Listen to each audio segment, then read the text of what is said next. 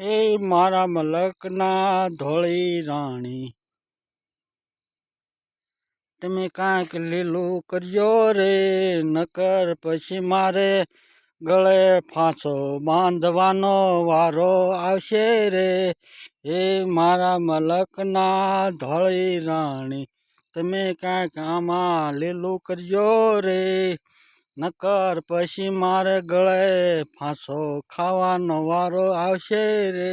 એ મારા મલકના ધોળી રાણી, આમાં કાંઈક દેવું માફ કર્યો રે. એ મારા મલકના કળી રાણી, આમાં કાંઈક લીલું કર્યો રે.